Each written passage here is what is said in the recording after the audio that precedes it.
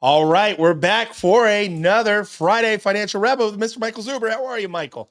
I'm doing well, man. Never a boring week. Always a lot going on. Lots of uncertainty. Maybe max uncertainties behind us, but plenty of opportunity as well. So let's get into the topics. Lots to cover. Today is May the 9th, 2025. Let's get into it. The Fed, Jerome Powell. What is your Fed Day review? What's your take on everything this week? Yeah, so I want to say a couple of things about Fed Day. So first and foremost, Fed Day went exactly as I expected. But just because it went the way I expected does not mean that I agree with the way it went, right? I want to be very clear with that. I think the Fed is making a gigantic mistake. Gigantic. But we'll get into what happened, and then we'll talk about why I think it's a gigantic mistake. So again, as expected, no rate cut, no rate rise, just stand pat. And frankly, I agree with that. That's not where I disagree. Where I disagree with Jerome Powell specifically is he is staying over-rotated on what he would call hard data. What I am going to call in this analogy of driving a car, right? Driving the U.S. economy in this case. The U.S. economy is a car in this example. He is looking at in the rearview mirror only, and he happens to be on the freeway, right? In California, we would call it the 101 or 280 or something like that. And if you're on 280, especially, it's not particularly a straight freeway. It's got a lot of hills, a lot of lane changes and the like. And it's not a freeway I would try to drive at 70, 75 with only looking in the rearview mirror. It would end in a spectacular and likely fatal crash. I think Jerome Powell is making that kind of like gigantic mistake. He is over-rotated on hard data, which actually not only means, I would argue it guarantees that the Fed is going to be late. And as somebody who studied the economy daily for 30 years, the Fed being late is really a disaster because they're going to wait on the hard data, which will likely mean the job market breaks. And they know this, which is really sad. The job market is always the last to break. It's called what we call in the industry a lagging indicator. And by waiting for the last lagging indicator to break, you're really going to allow this nastiness to build momentum. And then what's going to happen is the Fed is going to have to come in late, and they're going to have to do stupid things, meaning, take rates lower than they should, jump back into the bond market, reinflate bubbles. It is such a catastrophic ending to this that I just have to put it on record. And this is coming from the guy who told you there'd be no cuts all year. So, I mean, you've got to realize that sometimes you got to look at what's happening on the field. So to kind of put a final point on this, I don't disagree with no cuts in May. I think that was the right decision. What, again, I disagree with is his staunch nature in front of the microphone. There are clear signs that the consumer is breaking. There are clear signs that small business is breaking. There are clear signs that the Fed or the federal government is cutting spending. These are unarguable, in my opinion. Now, just because the Q1 data looks a little stronger because we did what we were supposed to do, we bought ahead of the tariffs, doesn't give you permission to not realize what's coming down the pipeline. So I'm putting it on record. The Fed's making a gigantic mistake. They're guaranteed to be late, which means they're going to have to come in and, try to reinflate this thing, which just hurts. It's going to hurt people. It's going to hurt the average American more than I would accept, because it means we're going to have millions of more layoffs. Then we're going to have to come in and reinflate this bubble by taking rates lower, which means the rich are going to get richer. And it's just freaking stupid. It's just stupid. Wow, this is very eye-opening, and much more significant than what I thought, just, watching the week play out. Very interesting. I'm going to come back. I've got some really good questions on this, but I want to keep it moving. First trade deal. What was the first trade deal? How do you feel about it? It looks like we inked the first one between the UK and the US. I guess I have a couple of things. As a sales guy who was on a quarterly commission plan, the first deal is always the hardest. Yep. So sometimes you just need that first one to go, and then the rest just fall in line. So I'm going to assume That's the same thing with trade deals, right? It probably makes sense to get the least complicated one done first, so you can over rotate and spend more time on the more complicated ones. That said, I don't know if it's not that consequential in my opinion. UK is one of the few countries we actually have a positive trade with, right? Meaning we sell them more stuff than they sell us, which I don't think a lot of people realize. So getting a trade deal done with the UK, kind of so what, in my opinion. Okay. But again, I will rotate to getting the first one done is important, and we'll see if others follow quickly. So, let's see. Let's see what happens. One thing too, you said a couple weeks ago, it makes sense. We just need some wins. We do definitely need some W's, which this is a W. Hey, let's share some wins. So let's talk about 10% tariffs. Talk about it. I think one of the things that we learned is tariffs aren't going to zero. Again, the UK is an ally. We have a trade surplus with them. So even in that case, tariffs didn't go to zero. So I think it's fair to assume that U.S. tariffs will not go below 10%. So 10% is here to stay. That will have some inflationary impact, if not eating margins, some demand destruction for sure. So I think we've learned that 10% is as low as we're going. I think that's what we learned. 10% is the low point. Yeah. Well, that's definitely eye-opening. You still got me? I can't hear you. Okay. Everything's tuned in. Are we interesting? What about in the chat? Can people hear us? Nope. Can't hear you live. Ty. Wow. This is weird. Okay. That's okay. Technology at its no worries. Here, we'll just switch microphones. So let me go to the topics, and while Ty tries to get sound back, make sure it's on. Oh, you can hear us both? Oh, it's me. Okay. Me. I'm sorry, hey, Ty. No, you're good. Don't be sorry. We're just thank you, thank you, YouTube. Thank you, YouTube. Thank you that we're on a live show. They could give us good feedback. Okay, there you go. All me. Okay, let's keep going. Let's talk about China. China. Yeah. So again, one of the things I'm starting to think about is we have passed max uncertainty. Okay. Right. I think that might have been last week, which is net good news. We're in a dark, deep hole, but kind of getting through it. You got to go slowly. And why is China important? Because it's going to probably be the biggest, the longest, the most consequential trade deal we do. And it looks like this weekend we're going to start talking. And the only way to get a deal done between the two countries is to start talking. We're going to stop tweeting. We're going to stop, doing this and that, and we're going to start talking. Also, it appears that Trump said this morning somewhere, I think on True Social probably, that he's thinking about lowering the tariffs as an olive branch on China from whatever it is, 145% to 80%, assuming Scott Bessent approves. So again, posting wins, breaking the uncertainty pattern. I think we're heading in that direction. So net good news. Net good news. Something to pay attention to, something obviously probably the hottest topic in these tariffs and trade. You're an international business guy. You traveled, you worked for doing your thing internationally. Is there any insight about doing business in China, like the way that the Trump art of the deal approach has started so far? What's your take on what happens in China now going forward over the next weeks or month? So I've done business in China. I've been to China multiple times. What I would tell you, how would I say this? I think the hardest thing of getting a deal done with China is not getting the deal done.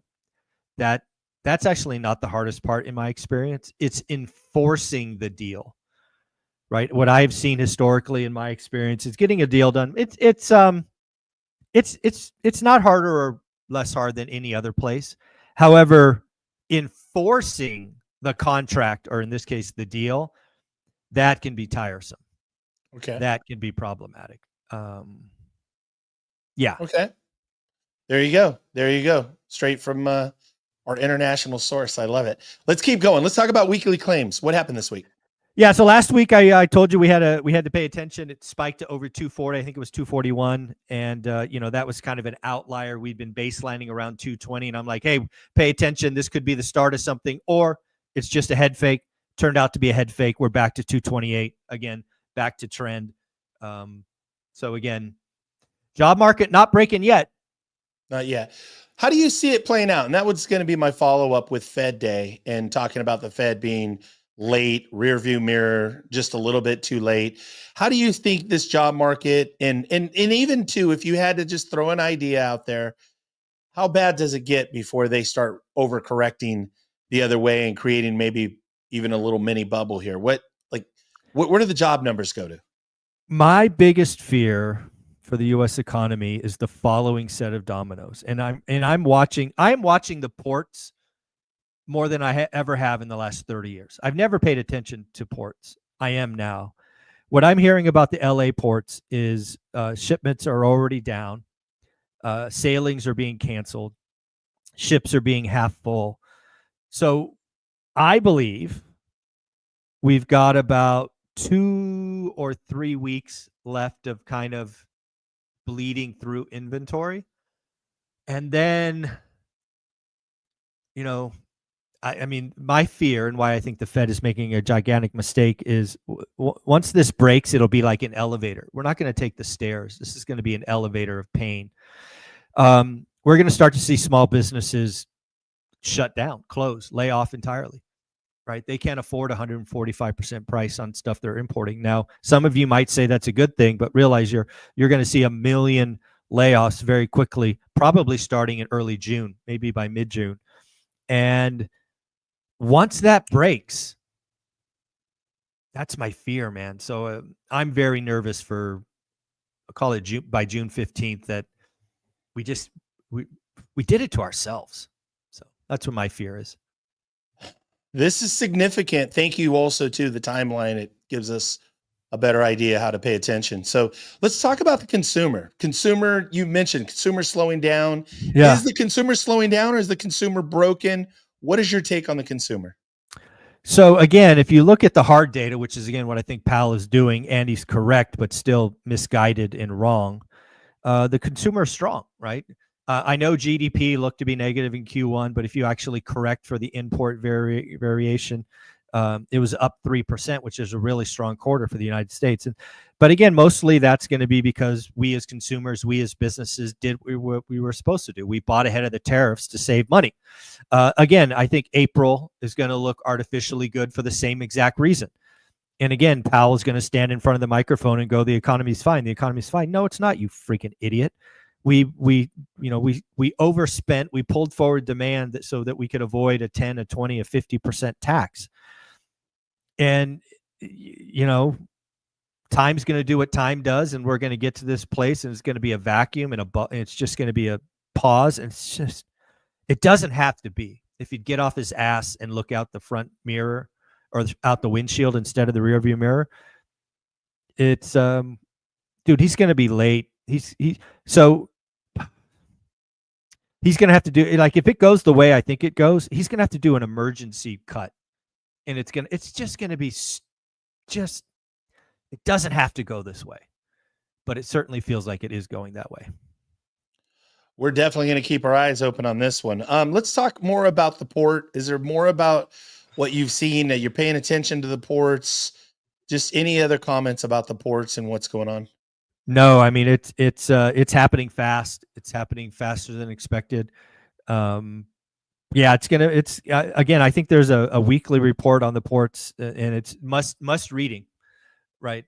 As we go forward. And a lot of jobs are tied to the ports, right? Trucking and shipments. And yeah, so just pay attention to the ports. Paying attention to the ports. Let me ask you a follow-up question on the ports also that's not in the show notes.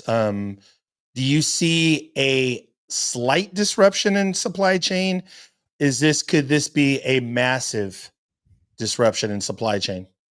Well, I think it depends on what you recall for a supply chain, right? There are some businesses, mainly small businesses, that all their goods are imported from China. So for them, it's a disaster.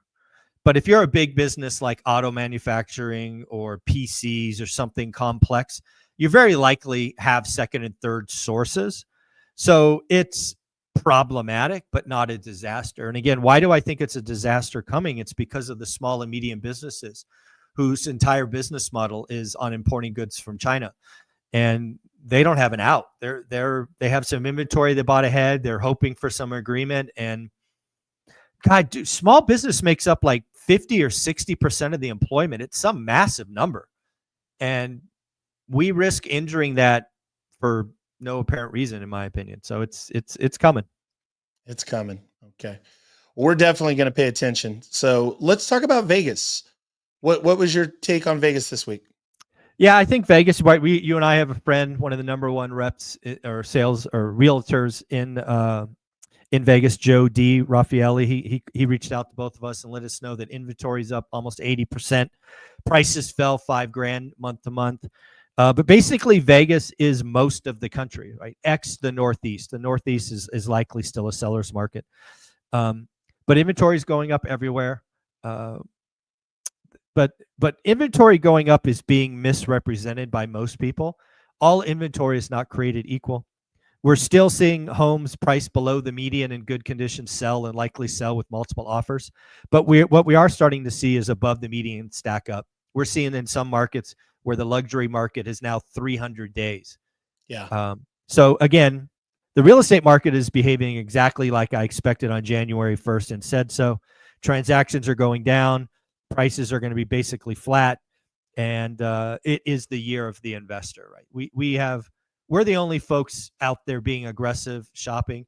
We had another person in the ORAC community buy a 6-unit apartment building, 50% first, 35% seller carry. Oh, by the way, the seller carry was at 0% interest. Shout out to them.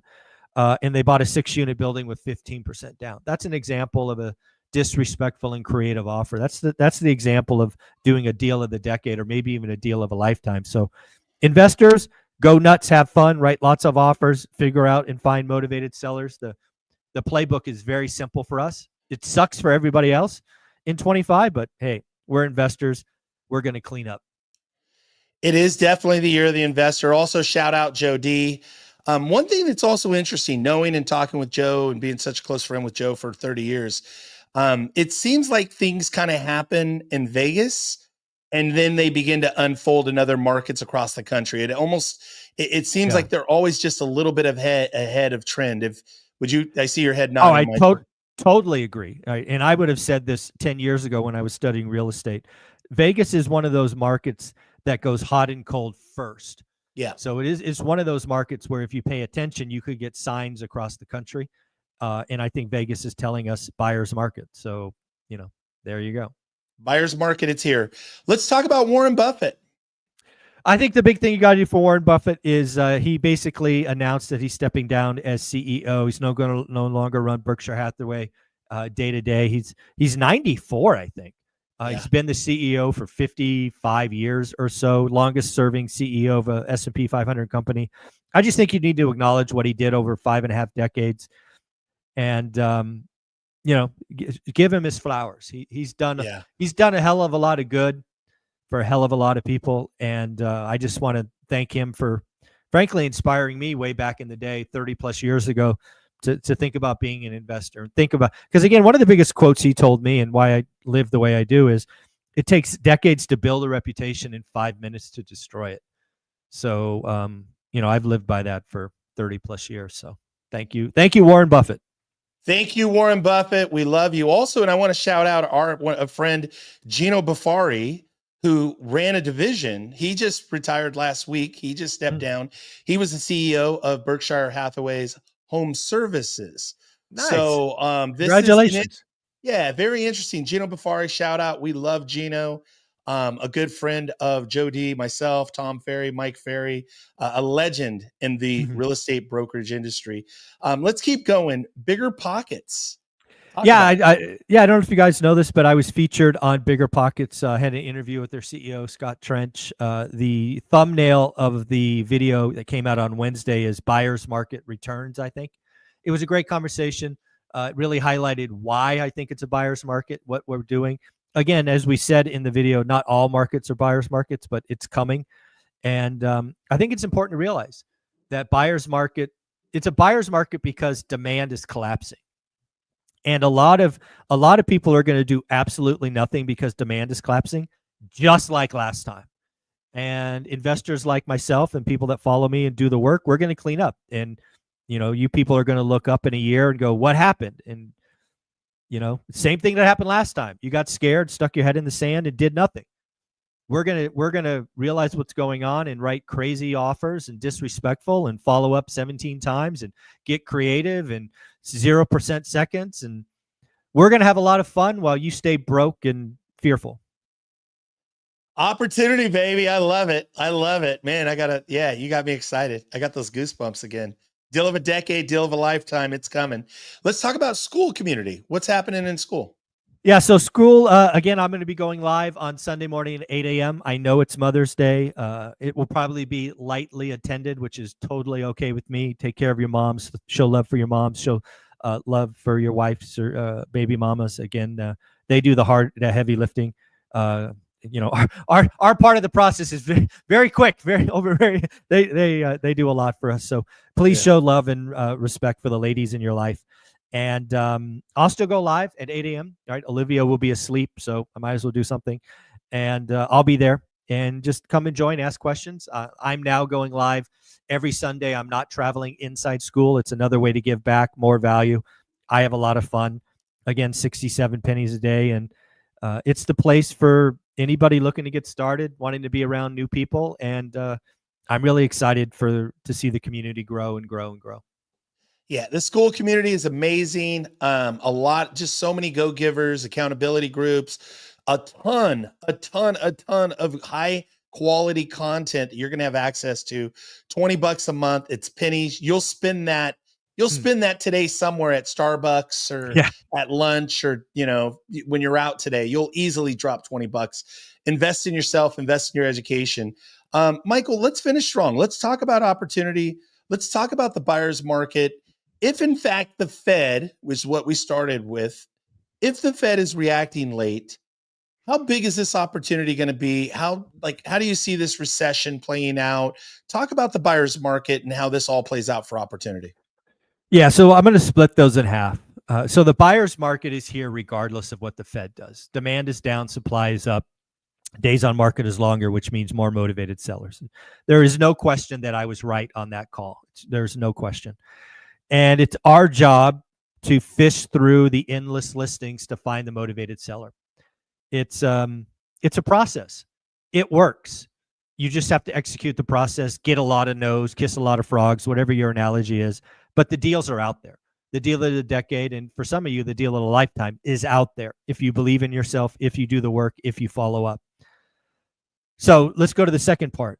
Why do I think this is a spectacular disaster and mistake by the Fed? Because if I'm right and they're late and unemployment goes from 4.2 to 6.1 quickly because small businesses shut their doors, the Fed's going to come out, emergency meeting. They're going to cut by a half or maybe even a full point.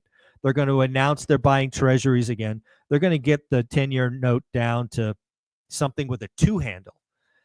And what happens after that? Well, guess what happens after that? We get a freaking another asset bubble. We get a whole bunch of real estate guys refinancing. I would refinance property. It would be such a disaster and unfair. We would once again hurt the middle class. We would hurt first-time home buyers. The only people that get rich in this scenario are people who own assets going into this cycle. My cash flow would go up freaking 20 grand, 18 grand. Just something stupid for no reason because the Fed made a mistake. It doesn't have to happen. It shouldn't happen, but it might happen. Okay. Very interesting. And time will tell. And you feel like we're going to see this play out between now and the middle of June? If I'm right, the first domino is by mid-June, we see a dramatic uptick in small business bankruptcies. That's the first domino. Those bankruptcies then lead to layoffs, which probably have a 2 or 3 week delay, and it gets much worse from there. This is heavy. You've definitely given us a lot to think about, and I know for some people, maybe they didn't quite. So even I'm connecting the dots. You can feel it. It feels like a recession, but the exactness to see that we're going to see unemployment spike like that potentially based on a late Fed reaction. Wow. Okay. Michael, any other closing thoughts this week? Nope. At the end of the day, for most of you watching this, your job is to take care of you and your family. You should have a buy box. You should get around the right people. You should know it's possible. We're posting wins in the ORAC community almost daily. Get in there, introduce yourself. Thousands of dollars in education, deep dives on buy boxes, 10-day boot camps. Jason Pritchard's given amazing stuff. You've given amazing stuff. I don't know why you're not taking advantage of this market. Ken McElroy is saying this is going to be the largest transfer of wealth on record, and I agree. But you got to get in the game. You got to do it right, and I'm trying to give you the cheapest way to do that at $20 a month. Folks, get involved with school. Go to the school. Take it for a test drive. Try it for a month. Yeah. If it fits, great. Stay. If it's not a good fit, no worries at all. Michael, thank you for all that you do. Have a great weekend. Take care, brother. Have fun. Happy Mother's Day. Happy Mother's Day, Olivia. Happy Mother's Day, all the mothers.